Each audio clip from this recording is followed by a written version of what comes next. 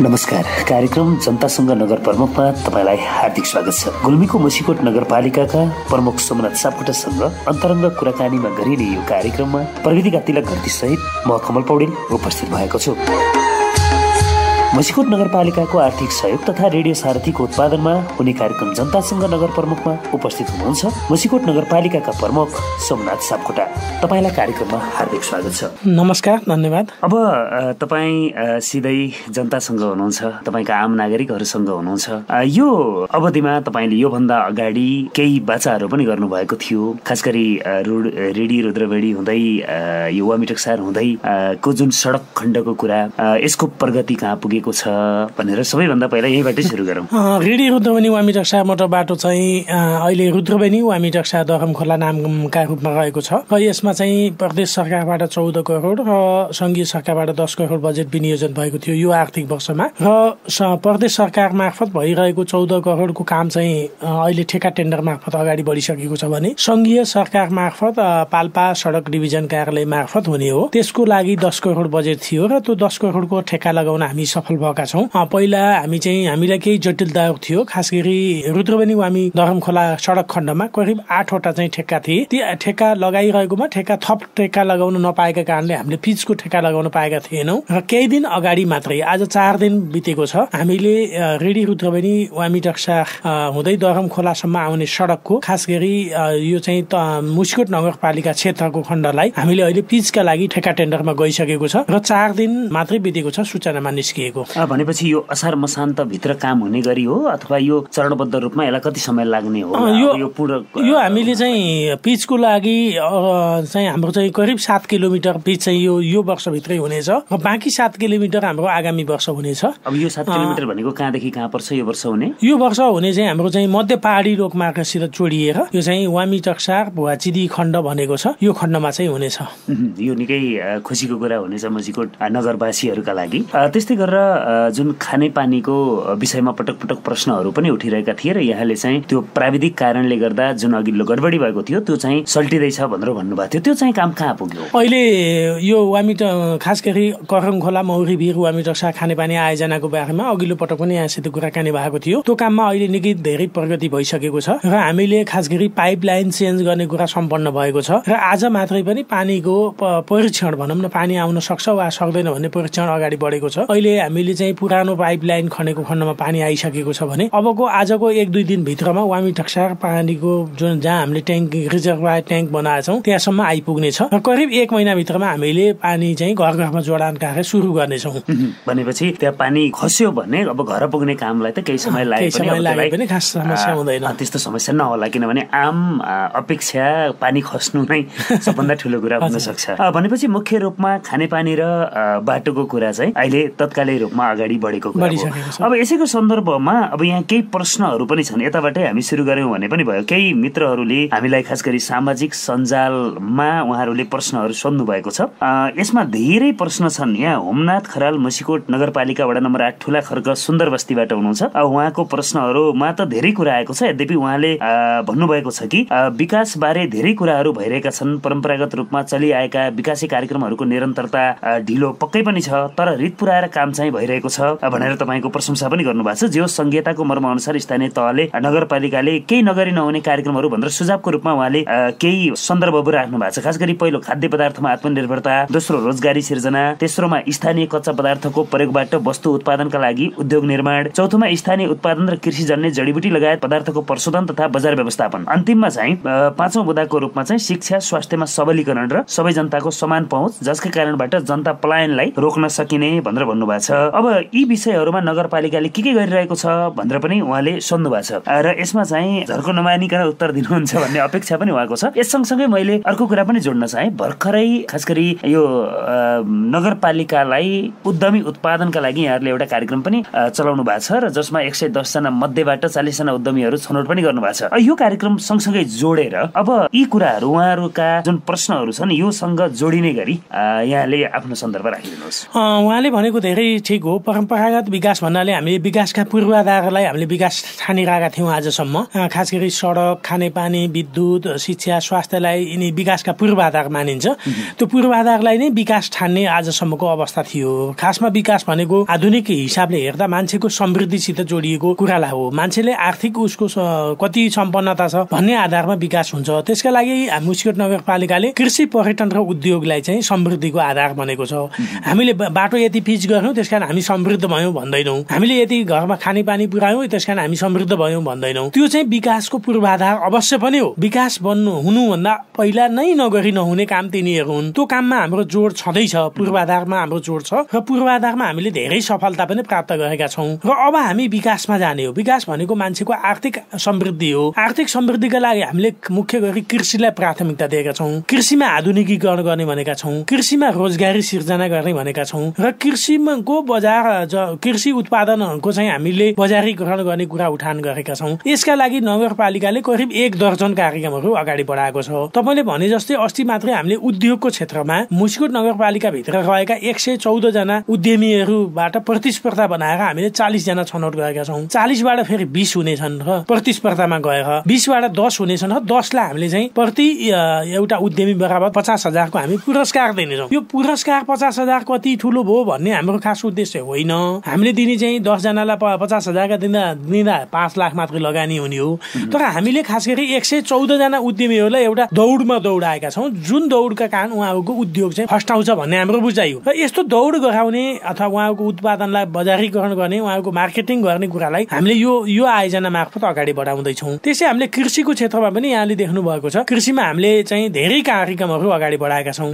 त्यसमध्ये अघिल्लो पटक पनि मैले भनेको थिएँ कि हामीले 4 कुराको सपोर्ट गर्दैछौँ। प्राविधिक रूपमा सहयोग गर्छौँ हामी, त्यसपछि अनुदान पनि हामी दिन्छौँ, त्यसपछि प्रविधिमा चाहिँ 50% अनुदान दिन्छौँ, लोन प्रवाह गर्दैछौँ। अहिले हामीले मुस्कोट नगरपालिकामा हामीले अहिले मात्रै पनि वामी चक्सार बजारमा चाहिँ नेपाल बैंक लिमिटेडको शाखा खोल्दैछ र त्यसमार्फत हामी 50% ब्याज अनुदानको कार्यक्रमलाई अगाडि बढाउँदैछौँ वा सस्तो ब्याज दरमा लोन उपलब्ध बनाउँदैछौँ। करिब 10 करोड बजेट हामी चाहिँ त्यसमार्फत चाहिँ कृषि क्षेत्रमा लगानी गर्नेछौँ। त्यो ढङ्गले जाँदा हामी आजको स्थितिमा पनि मुस्कोट नगरपालिकामा हामी खास गरी मासुमा आत्मनिर्भर बनिसकेका छौँ। अस्ति मात्रै हामीले 55 जना कुखुरा पालक व्यवसायीहरूको भेला गरेका थियौँ। त्यसो हुनाले यो 55 जनामा को स्वरोजगार हुने भनेको 55 घर चाहिँ आत्मनिर्भर भयो भन्ने कुरा हो। त्यस्तै हामीले चाहिँ अस्ति भर्खर हामीले बाख्रा पालन गर्ने व्यवसायीहरूको चाहिँ भेला गऱ्यौँ। करिब 100 जना चाहिँ बाख्रा व्यवसायीहरू हुनुहुन्छ जसले बाख्रा पालन गरेर मासु उत्पादन गर्नुभएको छ। अब हामी उहाँले भने जस्तै खाद्यान्नमा पनि हामी आत्मनिर्भर बन्ने चाहिँ तयारीमा अगाडि बढेका छौँ। जस्तो अहिले मह उत्पादनका हिसाबले मुस्कोट नगरपालिका आत्मनिर्भर छ भन्न सकिन्छ। हामीले जति चाहियो मह दिन सक्छौँ भन्ने अवस्थामा हामी पुगेका छौँ। यो हामी आएपछि गरिएको काम हो। हामीले करिब 2500 मौरीका घारहरू वितरण गरिसकेका छौँ। बाख्रा पाल्नेहरूलाई चाहिँ हामीले खोर सुधार मार्फत हामीले पैसा लगानी गरेका छौँ। भैँसी पालन गर्ने वा दुध उत्पादन गर्नेलाई अथवा गाई भैँसी पाल्ने र दुध उत्पादन गर्नेलाई हामीले भकार सुधार मार्फत कार्यक्रम अगाडि बढाएका छौँ र प्रत्येक वर्ष 10 जना व्यवसायीलाई हामीले चाहिँ 3 लाखका दरले अनुदान पनि उपलब्ध बनाएका छौँ। यो हिसाबले आर्थिक समृद्धिको आधार हामीले तयार गर्दैछौँ। आर्थिक समृद्धि भनेको एक दिनमा परिणाम देखिने चिज होइन।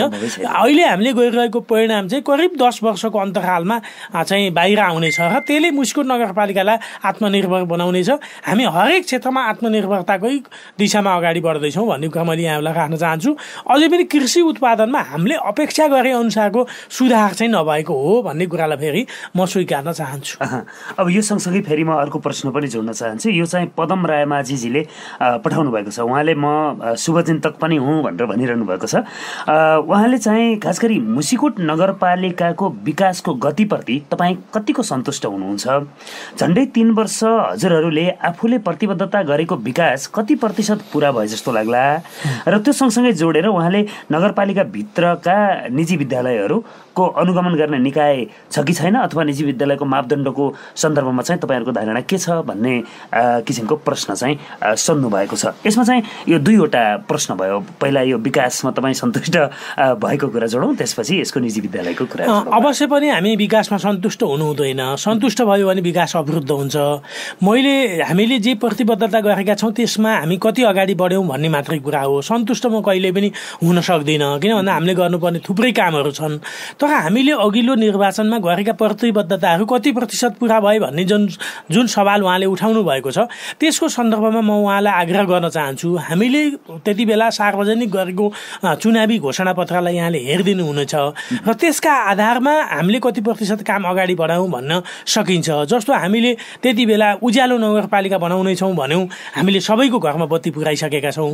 हामीले खर्का छाना मुक्त गर्नेछौँ भनेका छौँ, हामीले खर्का छाना मुक्त यही वर्ष गर्दैछौँ।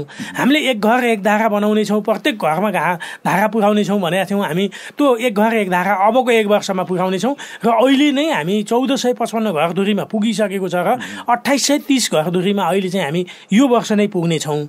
त्यस्तै अब हामीले चाहिँ प्रत्येक वडामा पक्की सडकको पहुँच पुर्याउनेछौँ भनेका छौँ। त्यो पक्की सडकको पहुँच पुर्याउने काममा हामी अगाडि बढेका छौँ। अझै पक्की धेरै बनेको त अवस्था छैन, तर त्यसको काम अगाडि बढेको छ। 5 वर्षमा हामीले त्यसमा परिणाम देखाउनेछौँ अबको बाँकी 2.5 वर्षको अवधिमा। त्यस हुनाले मैले उहाँसित पनि आग्रह के गर्न चाहन्छु भने हामी विकासप्रति सन्तुष्ट हुनु हुँदैन, हामी असन्तुष्ट भएरै विकासको कामलाई अगाडि बढाउने हो। तर हामी फेरि असन्तुष्ट हुने नाममा हामी पुरै निराश हुनुपर्ने अवस्था छैन। हामीले धेरै फड्को मारिसकेका छौँ र अबको 5 वर्ष बित्दा मुसिकोटको समृद्धि र विकासको अर्थमा हामी सन्तोषजनक ढङ्गले अगाडि बढ्न सक्ने आधार तयार भएको छ। म यो आग्रह गर्न चाहन्छु। शिक्षा र स्वास्थ्यको क्षेत्रमा हामीले सरकारी क्षेत्रलाई खास गरी राज्यले गर्नुपर्ने कर्तव्य हो भन्ने ठान्दछौँ। त्यसका लागि चाहिँ हामीले शिक्षा र स्वास्थ्यमा उल्लेख्य सुधार भएको छ, जसका कारणले बोर्डिङहरू आज बन्द हुने अवस्थामा पुग्दैछन्। बोर्डिङहरूको आकर्षण घटेको छ र सरकारी विद्यालयको आकर्षण बढेको छ। जस्तो महेन्द्र आदर्श मावि वामी टक्साकै कुरा गरौँ वा त्रिभुवन मावि भुवाचिदीको कुरा गरौँ वा दुर्गा भवन मावि आँपचोरको कुरा गरौँ वा शिवशङ्कर मावि तल्लाफाटको कुराकानी गरौँ वा हामीले पृथ्वी मावि बडागाउँको कुराकानी गरौँ, यस्ता माध्यमिक विद्यालयहरू मार्फत हामीले पढाइको स्तरलाई चाहिँ अगाडि बढाएका छौँ भने प्रावि तहको विद्यार्थीहरूलाई पनि प्रावि स्कुलहरूको पनि सुधारको काम हामी अगाडि बढाएका छौँ, जसले गर्दा बोर्डिङप्रतिको आकर्षण न्यून हुँदै गएको छ। अझै उहाँको प्रश्न चाहिँ त्यो निजी विद्यालयहरूलाई अनुगमन र त्यसको अनुगमन गर्ने काम चाहिँ नगरपालिकाको हो र नगरपालिकाकै मातहतमा बोर्डिङ स्कुलहरू हुन्। हामीले नगरपालिकामा शिक्षा समिति बनाएका छौँ। शिक्षा समितिले अहिले वडामा 3 जनाको, 1 जना शिक्षा समितिको सदस्य, 1 जना वडा अध्यक्ष र 1 जना चाहिँ फेरि विद्यालय निरीक्षक सहितको 3 जनाले सघन अनुगमन गरिरहेको छ। त्यो चाहिँ सरकारी विद्यालय पनि र निजी विद्यालय पनि। निजी विद्यालयहरूले पनि मोनोपोली गर्न हामीले दिएका छैनौँ। यदि त्यस्तो कुनै चाहिँ सबुतहरू अथवा प्रमाणहरू अथवा कुनै घटनाहरू छन् भने पनि यहाँले आग्रह गर्न सक्नुहुन्छ र हामी त्यो कारवाही गर्न सक्छौँ। त्यसो हुनाले हामीले निजी विद्यालयको पनि अनुगमन गरिरहेका छौँ भन्ने कुरा म राख्न चाहन्छु। एकदमै अब यसको प्रश्नको उत्तर पनि आइसकेको छ। अर्को चाहिँ प्रकाश खरेलजीले प्रश्न गर्नुभएको छ, खास गरी यो सवारी साधनमा नगरपालिकाले ट्याक्स लगाउने अधिकार छ कि छैन, अथवा यो सडक विभागले नै लिइरहेको हुन्छ, यहाँ चाहिँ ट्याक्स लाग्यो भन्न खोज्नुभएको हो कि जस्तो लाग्यो, त्यही आशयको उहाँले प्रश्न गर्नुभयो। मैले के आग्रह गर्न चाहन्छु भने स्थानीय तह निर्माण भइसकेपछि स्थानीय तहले के कुरामा कर लगाउने, सङ्घीयले केमा लाउने, प्रतिले के लाउने भन्ने कुरामा अलिअलि अल्लमल्ल चाहिँ छ अहिलेसम्म पनि। र गएको केही समय अगाडि सङ्घीय सरकारले अथवा एक खालको त्यसको फाइन आउट गरेको छ, कुन तहले कुन कर उठाउने भनेर टुङ्गो गरेको छ। सुरुको वर्ष हामीले स्थानीय तहले पनि यातायातहरू दर्ता गराउनुपर्छ भन्ने कुरालाई हामीले दर्ता गर्ने र त्यसको कर लिने गरेका थियौँ, वार्षिक रूपमा नवीकरण गर्ने भनेर हामीले नीति बनाएका थियौँ। तर अहिले हामीले उठाइरहेका छैनौँ र यो चाहिँ अहिले प्रदेश सरकार मार्फत आउने र त्यसको राजस्व बाँडफाँड मार्फत स्थानीय तहले राजस्व प्राप्त गर्ने व्यवस्था अहिले बनेको छ। त्यसैले अहिले हामीले मुसिकोट नगरपालिकाले स्थानीय तहबाट कहीँ पनि हामीले सवारी साधन शुल्क लिएका छैनौँ र सवारी साधन भन्ने भित्र साना टेम्पूहरू भनौँ अथवा 3 पाङ्ग्रेको कुरा फेरि हाम्रो नगरपालिका क्षेत्रभित्रै पर्छ। त्यसका लागि भने हामीले केही गर्न सक्छौँ, त्यसको बारेमा पनि अहिले हामीले केही गरिरहेको अवस्था छैन, तर त्यसमा हामीले गर्न सक्छौँ। वा साना भेहिकलहरू जुन छन्, साना भ्यानहरू गएर चाहिँ ट्याक्सीहरू यिनीहरूलाई भने नगरपालिकामै दर्ता गर्नुपर्ने स्थिति आउन सक्छ। किन भन्दा तिनीहरूको रुट पर्मिट दिनेदेखि लिएर तिनको सञ्चालनको व्यवस्था मिलाउने चाहिँ नगरपालिकाले हो भन्ने कुरा यहाँले बुझिदिनुपर्छ। तर यद्यपि अहिले त्यस्तो सवारी घरहरू कुनै नगरपालिकाले असुलेको छैन, लिएको छैन। त्यो कुरामा उहाँहरू क्लियर हुनु पर्यो। अब यस्तै गरेर यज्ञ प्रसाद सापकोटाजी हुनुहुन्छ, हाल चाहिँ उहाँ दुबईमा हुनुहुँदो रहेछ। उहाँले खास गरी वैदेशिक रोजगारीमा रहेका युवाहरूसँग रहेर उहाँले चाहिँ केही कुरा गर्नुभएको छ। खास गरी चाहिँ हामी विदेशमा रहेका युवाहरूलाई गाउँ गाउँमा नै वा देशमा नै रोजगारको बलियो आधार के हुन सक्छ यो बताइदिनु भएमा हामी मुसिकोट नगरपालिकाभित्र घर भई विदेश कर्मथलो बनाएकाहरू निकै आभारी हुने थियौँ भनेर लेख्नु भएको छ। त्यस्तै गरेर उहाँले बसाइसराई गरी सहरतिर जानेको चाहिँ लहरको जुन लागिरहेको छ यसको रोकथामका लागि यहाँहरूले के चाहिँ गर्दै हुनुहुन्छ भनेर सोध्नु भएको छ। मैले उहाँको प्रश्नका साथै उहाँको जिज्ञासालाई कसो भन्न चाहन्छु भने विदेशमा रहने साथीहरूलाई म आग्रह गर्न चाहन्छु, तपाईँको रगत पसिना चाहिँ देशमै बग्नुपर्छ। हामीले हाम्रो देश हामीले बनाउने हो, अरू कसैले बनाइदिने होइन। सम्भावनाको खोजी पनि हामी स्वयंले गर्ने हो र त्यसका लागि राज्यको तर्फबाट उचित वातावरण बनाउने हो। अहिले स्थानीय तह निर्वाचन भएको छ र स्थानीय सरकारहरू बनेका छन्। यसमार्फत हामीले देशभित्रै रोजगारीका विभिन्न सम्भावनाहरू देख्न सक्छौँ। जस्तो कृषिको क्षेत्रमा अहिले धेरै राम्रो सम्भावना छ, त्यस्तै उद्योगहरूको क्षेत्रमा पनि सम्भावना छ, पर्यटनका क्षेत्रमा पनि हामीले केही गर्न सक्छौँ। त्यसकारण कृषि पर्यटन र उद्योग भनेर हामीले भनेका छौँ। यो क्षेत्रमा तपाईँ केमा लगानी गर्न चाहनुहुन्छ वा के पेसा व्यवसाय गर्न चाहनुहुन्छ त्यसमा नगरपालिकाले उचित वातावरण दिन सक्छ। जस्तो हाम्रो मुसिकोट नगरपालिकामा एउटा होटल वा रिसोर्ट खोल्नका लागि हामीले कस्तो नीति बनाइदिनुपर्छ हामी तयार छौँ। वा हाम्रो मुसिकोट नगरपालिकाभित्रका विभिन्न ठाउँहरूमा यहाँले चाहिँ कुनै उद्योग खोल्न चाहनुहुन्छ, क्रसर उद्योग राख्न चाहनुहुन्छ, पेट्रोल पम्प राख्न चाहनुहुन्छ, कुनै कृषिजन्य उद्योगहरू खोल्न चाहनुहुन्छ, त्यस्तोमा पनि उहाँले लगानी गर्न सक्नुहुन्छ। वा कृषि फर्महरू पनि निर्माण गर्न सक्नुहुन्छ। यहाँले गाई पालेर दुध उत्पादन गर्न सक्नुहुन्छ, यहाँले बाख्रा पालेर मासु उत्पादन गर्न सक्नुहुन्छ, यहाँले कुखुरा फर्महरू पालेर मासु उत्पादन गर्न सक्नुहुन्छ। यस्ता थुप्रै कामहरू छन्। माछा पालन गर्न सक्नुहुन्छ। जस्तो अहिले मुसिकोट नगरपालिकाका थुप्रो फाँटहरूमा अहिले हामीले खाद्य बाली उत्पादन गरेका छौँ। खाद्य बालीमा नगएर हामीले माछा पालन गर्न सक्छौँ। बडीघाट खोलाको किनारको माछा उत्पादन गर्ने हो भने हामीले आज चाहिँ छोपिएको माछा वा जनकपुरको माछा किन्नु पर्दैन। त्यसकारण यस्तो ढङ्गले हामी जान सक्छौँ। म युवा साथीहरूलाई आग्रह गर्न चाहन्छु, तपाईँले विदेशमा गएर केही न केही पुँजी प्राप्त गर्नुभएको छ, त्यो पुँजीलाई बुटोलमा गएर घडेरी किनेर त्यसको नोक्सानी नगर्नुहोस्। तपाईँको घर वा घडेरी तपाईँको यही मुसिकोट नगरपालिकाभित्र छ, तपाईँले त्यसमा थप लगानी गर्नु भनेको त वेस्टेज हो। त्यसमा तपाईँ यहाँ देशभित्र फर्केर यहाँभित्रका कृषि पर्यटन र उद्योगमा कुन क्षेत्रमा तपाईँ लगानी गर्न चाहनुहुन्छ र त्यसमा राज्यको तर्फबाट वा नगरपालिकाको तर्फबाट कस्तो सहयोग चाहनुहुन्छ त्यसमा हामी सहयोग गर्न तयार छौँ होइन। त्यो भएपछि त आम युवाहरू जसले यो कार्यक्रम सुनिरहनु भएको छ अथवा कुनै न कुनै माध्यमबाट जानकारी पाउनु भएको छ, तपाईँ यदि मुसिकोट नगरपालिका भित्रै बस्न चाहनुहुन्छ भने तपाईँलाई त्यो सुरक्षाको ग्यारेन्टी गर्ने, त्यसको बजारीकरणलाई ग्यारेन्टी गर्ने काम चाहिँ नगरपालिकाले गर्छ। अवश्य पनि। यस्तै गरेर एउटा चाहिँ सुशील कुमार भण्डारीजीले लेख्नु भएको छ।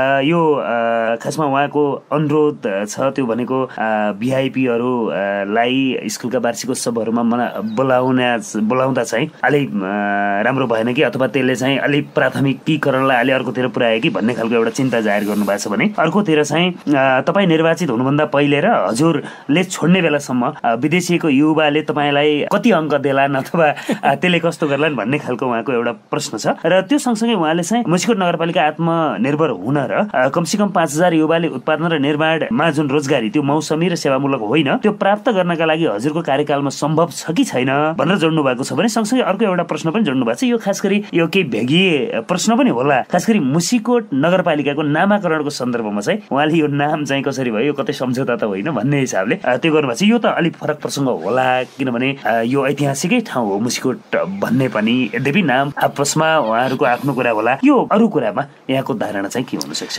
खास गरी युवा साथीहरू जसलाई स्वरोजगार बनाउने हाम्रो लक्ष्य छ। हामीले 5500 मैले उहाँले 5000 भन्नुभयो, हामीले एउटा चाहिँ मुसिकोट नगरपालिकाको लघु उद्यमशीलता सम्बन्धी हामीले 5 वर्षीय रणनीति तयार गरेका छौँ, जसमार्फत हामीले 5500 युवाहरूलाई स्वरोजगार बनाउने भनेर भनेका छौँ। र यो बिचमा हामीले थुप्रै युवाहरूलाई तालिम तालिमहरू दिइरहेछौँ। त्यो तालिमहरू भनेको उहाँहरूलाई व्यावसायिक तालिम हो। जस्तो हामी कुनै युवाहरूलाई डाइभिङ तालिम दिन्छौँ भने उहाँहरू डाइभर बनेर गाडी चलाएर आफ्नो जिन्दगी निर्वाह गर्न सक्नुहुन्छ। कसैलाई हामीले वायरिङको तालिम दिइरहेछौँ भने उहाँहरूले वायरिङको काम वा इलेक्ट्रिसियनको काम गरेर उहाँहरू स्वरोजगार बन्न सक्नुहुन्छ। हामीले यस्तो लघु उद्यमशीलता सम्बन्धी थुप्रै तालिमहरू सञ्चालन गरेका छौँ जस मार्फत हामी युवाहरूलाई स्वरोजगार बनाउन चाहन्छौँ। त्यसबाहेक हामीले कृषि फर्महरूलाई पनि सपोर्ट गरिरहेका छौँ। कृषि फर्महरू मार्फत पनि उहाँहरू आफू चाहिँ स्वरोजगार बन्न सक्नुहुन्छ। अहिले हामीले मुसिकोट नगरपालिकाभित्र 2700 घरधुरीमा जाने गरी बाख्रा विकास परियोजना भनेर सञ्चालनमा ल्याएका छौँ। त्यो वार्ड नम्बर 1, 2 र 3 र 4मा चाहिँ सञ्चालनमा आउने हो। यो 3 वर्षे आयोजना हो। यस मार्फत हामीले चाहिँ प्रत्येक घरमा बाख्रा पालन व्यवसायलाई व्यवस्थित गर्ने गरी कार्यक्रम अगाडि बढाउँदैछौँ। यो काम सुरु भइसकेको छ र अहिले 28वटा समूहमा 25 जनाका दलले सहभागी बनेर समूह गठन भइसकेको छ। 28वटा समूह यो वर्ष गठन भएका छन्। अब हामीले त्यसमा बाख्रा पालन व्यवसायलाई व्यवसायीकरण गर्नका लागि हामीले घाँसको उत्पादनलाई जोड दिएका छौँ। त्यसको बाख्रा पालनलाई खोर सुधारमा हामीले ध्यान दिएका छौँ।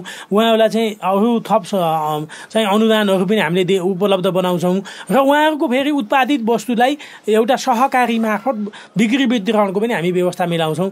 अहिले जुन खालको चाहिँ बजारीकरणको छ त्यस्तोबाट हामी अलग गर्दैछौँ भने 2700 घरधुरीमा हामी पुग्दैछौँ त्यो बाख्रा पालन व्यवसायलाई मात्रै भने हामी यो ढङ्गले प्रत्येक घरमा पुग्ने गरी कार्यक्रम हामीले चाहिँ अगाडि बढाएका छौँ।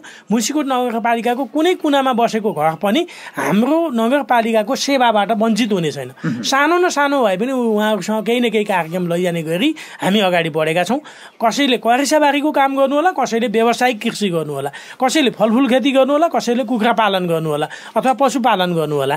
यस्तो काममा चाहिँ हामी सपोर्ट गर्ने गरी अगाडि बढ्दैछौँ। यसमा चाहिँ हामी कुन हिसाबले हुन्छ प्रत्येक घरलाई आय आर्जनको क्षेत्रमा अगाडि बढाउने गरी हामी अगाडि बढ्दैछौँ। त्यो जोड्ने गरी तपाईँहरूले काम पनि केही सुरु पनि गर्नुभएको छ र केही रूपमा अगाडि जाँदैछ। जस्तो अब मुसिकोट नगरपालिकाको नामाकरणको सन्दर्भ जुन छ, मुसिकोट नगरपालिका भनेको हिजोको मुसिकोट राज्य पनि हो। भलै अहिले केही भाग चाहिँ 6वटा साबिकका गाविसहरू चाहिँ अहिले बागलुङ जिल्लामा पर्छ अथवा प्रदेश नम्बर 4मा पर्छ।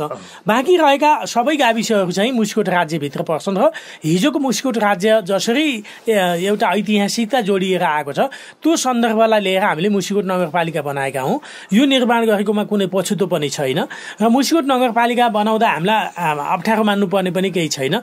यसलाई अब कतिपय प्रस्तावहरू पनि आएको थियो, यो रुद्रावती नगरपालिका बनाऊ भनेर बडीघाट खोलाको नाम रुद्रगङ्गा भएको हुनाले रुद्रावती नगरपालिका बनाऊ भन्ने पनि आएको थियो।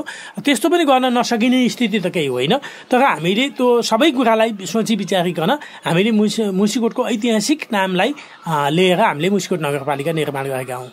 त्यसकारण त्यो कसैलाई अथवा एक कुनामा हुनेलाई त्यसको एउटा प्रसङ्ग हुन सक्छ। त्यो स्वाभाविक हो। अब चाहिँ हामी जुट्न कसरी जुट्न सकिन्छ भन्ने पनि हुन्छ, कहिलेकाहीँ मनहरू भावनाहरू पनि समेट्नु पर्ने पनि हुन्छ। त्यस्ता कुरालाई हामीले समग्रतामा के गर्दा उचित हुन्छ भन्ने कुरै सोचेर अगाडि बढ्नुपर्छ।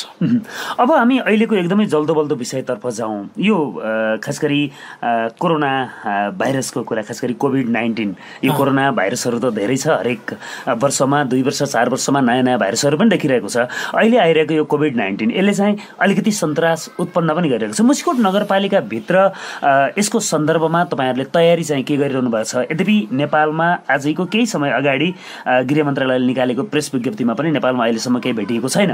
यद्यपि नेपालमा एक खालको सन्तास छ र खास गरी यसका आधारमा कालाबजारी हुने, बजार नियन्त्रण गर्न नसकिने हुने हो कि भन्ने चिन्ताहरू पनि छन् भने तीनवटै सरकार मिलेर यसलाई नियन्त्रण गर्नका लागि खास गरी आइसोलेसन वार्डहरू तयार गर्नका लागि र त्यसको पर्याप्त सुरक्षा अपनाउनका लागि प्रयत्नहरू भइरहेको भनेर चाहिँ केन्द्रीय मन्त्रालयहरूले विज्ञप्तिहरू पनि जारी गरेका छन्। मुसिकोट नगरपालिकामा यसको आवश्यक तयारीका लागि तपाईँहरूले चाहिँ कसरी काम गर्दै हुनुहुन्छ? खास गरी यो चाहिँ कोरोना भाइरसको बारेमा जति धेरै आतंक छ यो आतंकमा हामी फस्नु हुँदैन र आतंकित हुनु हुँदैन भन्ने कुरा म आग्रह गर्न चाहन्छु। सबै जनसमुदायलाई म निर्धक्क रहन आग्रह गर्न चाहन्छु। हाम्रो मुसिकोट नगरपालिका ग्रामीण क्षेत्र नै हो। ग्रामीण क्षेत्रमा यसको चाहिँ फैलावट अथवा यहाँ कुनै नै कारणवश छिरिहाल्यो भने पनि यसको फैलावट त्यति तीव्र हुन सक्दैन। जस्तो काठमाडौँमा वा पोखरामा वा बुटोलमा हुन सक्छ त्यस्तो फैलावट यहाँ हुन सक्दैन। त्यसकारण हामी धेरै आत्तिनुपर्ने अवस्था छैन। यो सामान्य एक हिसाबले भन्यो भने एक खालको रुगा खोकी जस्तै रोग नै हो। त्यसको चाहिँ मृत्यु दर पनि निकै कम छ। त्यसकारण हामी चाहिँ आत्तिनुपर्ने आतंकित हुनुपर्ने अवस्था छैन र अहिले चाहिँ यो हाम्रोमा भर्खरै आइसकेको अवस्था पनि केही होइन। तर यसको सतर्कता भने एकदम उच्च सतर्कता अपनाउनु जरुरत छ। खास गरी विदेश रहेका हाम्रा दाजुभाइहरू आउँदा हामीले उहाँहरूसित त्यो रोग आयो कि भन्ने कुरालाई आशंका अहिले गर्नुपर्छ। यसका लागि सबै नागरिक सचेत हुनुपर्छ। आफ्नो दाजुभाइहरू आउँदा पनि उहाँहरूलाई रोग छैन भन्ने कुरा निर्क्युल गरेपछि मात्रै घरमा प्रवेश गराउँ कि हामी चाहिँ त्यो रोगसित हामीले चाहिँ समस्या नआओस्। जस्तो हामी पनि विदेश जाने वा चाहिँ कुनै सहरमा भ्रमण गर्नु छ भने अहिले सगुवा कम गर्दा राम्रो हुन्छ भन्ने कुरा यो चेतनाको पाटोमा पहिलो ध्यान दिन जरुरत छ। प्रत्येक नागरिक चाहिँ अलिक सचेत हुन जरुरत छ। अहिले हामीले त्यो संक्रमण हुन सक्ने वातावरण निर्माण नगर्नका लागि हामी ध्यान दिनुपर्छ। भिडभाडमा नजाने, अनावश्यक संसर्ग नगर्ने, अनावश्यक रूपमा चाहिँ ठुला भिडभाड हुने ठाउँमा नजाने, त्यो कुरा गर्न जरुरत छ। त्यो दोस्रो चाहिँ नगरपालिकाले के गरिरहेको छ भन्ने जुन सन्दर्भ छ, हामी स्थानीय तह, प्रदेश सरकार, सङ्घीय सरकार, तिनै तहका सरकार मिलेर हामी यसका विरुद्धमा त उच्च सतर्कता अपनाउनुपर्छ। भोलि मात्रै पनि हामीले यो जिल्ला स्तरको चाहिँ यो चाहिँ भाइरसका विरुद्धमा हाम्रो तयारी के गर्ने भनेर जिल्ला स्तरमा तम्घासमा मिटिङ बनी छ र हामी नगरपालिकाले पनि हामी स्वयंले चाहिँ तयारी के गरेका छौँ भने यदि हामीसित त्यस्तो समस्या आइपर्यो भने हामी त्यसलाई चाहिँ आइसोलेसनमा राख्ने र बिरामीहरूको उपचार गर्ने व्यवस्था मिलाइसकेका छौँ। हामीले हाम्रोमा 100-150 जनामा त्यस्तो संक्रमण देखियो भने पनि हामीले व्यवस्था गर्न सक्ने गरी हामी अगाडि बढेका छौँ। त्यस्तोमा हामीले स्कुल वा क्याम्पसलाई खाली गरेर हामीले त्यसलाई आइसोलेसनमा लैजान सक्छौँ। त्यस्तो संक्रमण देखिएका वा शङ्कास्पद बिरामीहरूलाई हामीले त्यो ढङ्गले गर्न सक्छौँ। त्यसका लागि हामीले आवश्यक औषधि उपचारको पनि हामीले चाहिँ जो गरिसकेका छौँ। त्यसो हुनाले हाम्रो तयारीका हिसाबले हामीले अप्ठ्यारो मान्नुपर्ने अवस्था केही छैन र अहिले त्यो रोग देखिएको पनि छैन। त्यसमा हल्लैका भरमा मात्रै हामी समस्यामा नपरौँ। त्यो वास्तविकता हो के हो भनेर भन्दा यो चाहिँ रोग चाहिँ सरुवा रोग हो र यसले अहिले चीनबाट सुरु भएको रोग चाहिँ धेरै देशमा 80 देशमा पुगिसकेको छ। हाम्रोमा पनि नआउला भन्न सकिँदैन, तर अहिले आइसकेको छैन। त्यसकारण हामी बढी आतंकित नहुने, सतर्कता अपनाउने कुरामा हामी अगाडि बढ्नुपर्छ र हामीलाई मौसमले पनि साथ दिने सम्भावना छ। यो चिसो मौसममा बेसी संक्रमण हुने र गर्मी चढ्दै गएपछि त्यो नियन्त्रण हुने भएको हुनाले अब हाम्रोमा बिस्तारै गर्मी चढ्ने अवस्था पनि छ मौसमका हिसाबले। त्यो हिसाबले हाम्रोमा त्यस्तो अवस्था आउने छैन भन्ने एउटा हो भने आइहाल्यो भने पनि त्यसको चाहिँ हामी पर्याप्त तयारी गरिसकेका छौँ। खास गरी त्यसले बजारलाई पार्ने प्रभाव र बजारलाई नियन्त्रणमा राख्नका लागि तपाईँहरूले कुनै केही काम अहिले चाहिँ बजारमा त्यस्तो कृत्रिम अभाव हुन हामी दिँदैनौँ। नगरपालिका स्वयं छ र हामीले त्यसको सूक्ष्म ढङ्गले अध्ययन गरिरहेका छौँ। हामीले अहिले बजारमा अनुगमन भनेर हामी डन्डा बोकेर नहिँडे पनि हामीले कसले के काम गरिरहेको छ भन्ने कुरालाई अध्ययन गरिरहेका छौँ र गलत काम भयो भने हामी तुरुन्तै नियन्त्रणमा लिन सक्छौँ। र अहिले हाम्रो खाद्य अभाव हुने समस्या छैन, औषधिको अभाव हुने समस्या छैन। हामीसँग 6 महिनाको लागि राज्यले 3 महिनाको औषधि भनेको छ। हामी 6 महिनाको लागि हाम्रो औषधि पर्याप्त छ हामी मुस्कोट नगरपालिकाभित्र। त्यसैले हामी त्यसको बारेमा कुनै समस्यामा छैनौँ। यद्यपि बजारमा मास्कको चाहिँ अभाव छ, त्यो कुरा हुन नसके पनि अरू चाहिँ त्यस्तो समस्या छैन। एकदमै आज निकै व्यस्त पनि हुनुहुन्थ्यो। व्यस्त हुँदाहुँदै पनि हामी यो कार्यक्रममा आयौँ। अर्को महिना फेरि हाम्रा धेरै श्रोताहरूका त्यस्ता सन्दर्भको विषयमा फेरि अर्को महिना हामी छलफल गर्ने नै छौँ। यतिन्जेल कुरा गरिरहँदा अझै यो महिनामा यो कुरा चाहिँ भन्नुपर्ने थियो भन्ने यहाँसँग केही बाँकी रहेको हुनसक्छ? त्यस्तो खास केही छैन। म रेडियो सारथीलाई हार्दिक धन्यवाद दिन चाहन्छु। यहाँहरू मार्फत हामी प्रत्येक महिना जनतासित जनतालाई लागेका कुराहरूमा संवाद गर्ने यो कार्यक्रम मार्फत गरिरहेका छौँ। उहाँहरूका केही जिज्ञासाहरू रह्यो भने हामी फेरि अर्को कार्यक्रममा पनि गर्नेछौँ। खास गरी मुसिकोट नगरपालिकाले अहिले चाहिँ आर्थिक समृद्धिका लागि चाहिँ अगाडि बढिरहेको छ। पूर्वाधार निर्माण पहिलो चरणको काम हो र पूर्वाधार सँगसँगै हामी आर्थिक समृद्धिका लागि कृषि, पर्यटन र उद्योग मार्फत हामी अगाडि बढ्नुपर्छ। यसका लागि हामी सबैको प्रयास आवश्यक छ। यसका लागि सबै ठाउँबाट सकारात्मक सहयोगको र सकारात्मक पहल कदमीको लागि म आग्रह गर्न चाहन्छु र मुसिकोट नगरपालिका पनि सबैलाई उचित खालको वातावरण बनाएर मुसिकोटको समृद्धि र विकासका लागि हाम्रो यो म सहितको नगरपालिकाको टिम अगाडि बढ्नेछ, यही विश्वास दिलाउन चाहन्छु। हस्, नमस्कार। हस्, तपाईँको समय र संवादका लागि धेरै धेरै धन्यवाद। यतिन्जेल कार्यक्रम सुन्ने, प्रश्न प्रतिक्रिया दिने तपाईँ सबैलाई धेरै धेरै धन्यवाद। प्रविधिबाट साथ दिने तिलकप्रति आभार व्यक्त गर्दै आजको कार्यक्रमबाट म कमल पौडेल लाग्न चाहन्छु। तपाईँको बाँकी समय शुभ होस्। नमस्ते।